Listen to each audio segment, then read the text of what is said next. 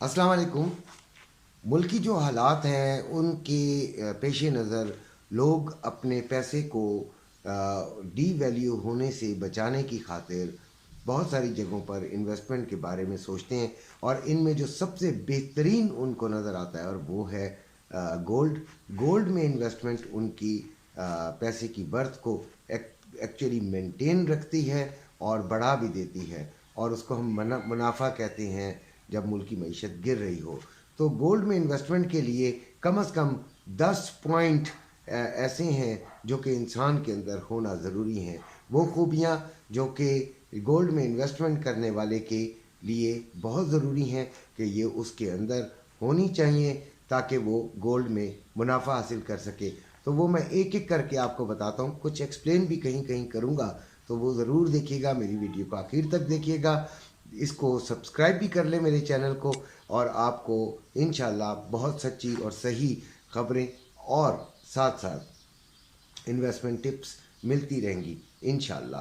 तो पहली जो खूबी है वो ये है कि ऐसा शख्स जिसके पास फालतू पैसा हो, यानी वो जो कारोबार करता है, कोई वो दुकानदार है या कोई रियल इस्टेट में है या कुछ और कोई कोई भी काम करता हो, उसने अगर सोने में इन्वेस्टमेंट करनी है तो वो वाला अमाउंट निकाले जिसको उसको फौरी ज़रूरत ना पड़े, और वो उसमें वेट भी कर सके उस अमाउंट को निकालने के लिए। वो हैंड टू माउथ ना हो जाए उस रकम को निकालने के बाद, जिसकी वजह से उसे जल्दी सोना चाहे कोई भी कीमत हो उस पर बेचना पड़े, तो इस तरह वो मुनाफा हासिल नहीं कर सकता। दूसरा जो पॉइंट है, दूसरी जो खूबी है वो ये है कि उसके अंदर हौसला हो इन्वेस्टमेंट का।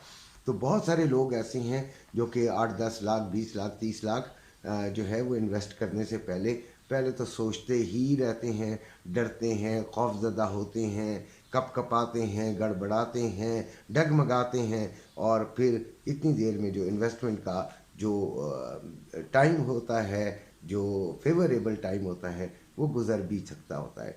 तीसरा, सही वक्त पर सही फैसला करने और उस पर अमल करने की सलाहियत रखते हो।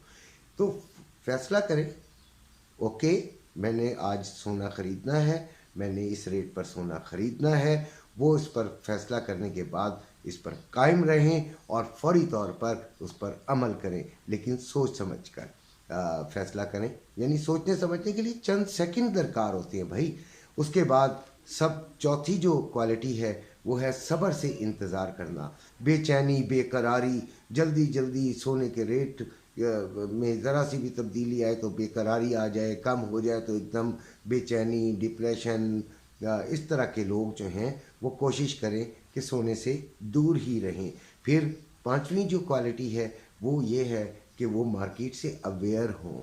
मैंने माना कि कुछ लोग नए आते हैं, वो मार्केट से इतनी जल्दी अवेयर नहीं हो सकते, लेकिन बहरहाल वो अगर करते रहते हैं तो वो मार्केट को देखते रहें, चेक करते रहें, समझते रहें, अपनी अकल को इस्तेमाल करते रहें। छठी जो खूबी है वो ये है कि जब सोने की लेन देन के लिए वो किसी को भी मुंतखब करते हैं, किसी डीलर को, किसी सुनयारे को, किसी को भी, तो वो उसमें बड़ा सोच समझ के फैसला करें कि किस को उन्हें चुनना चाहिए। जब वो उसे चुन लेते हैं तो फिर उस पर मुकम्मल एतमाद भी करें।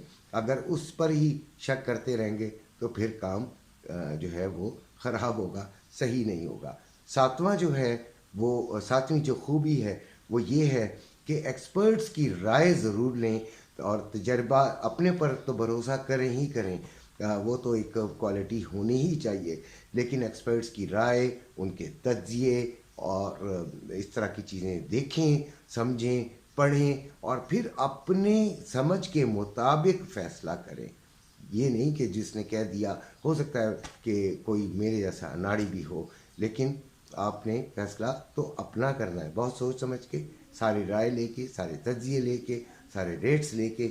और फिर आठवीं जो खूबी है वो लालच हरगिज़ ना हो।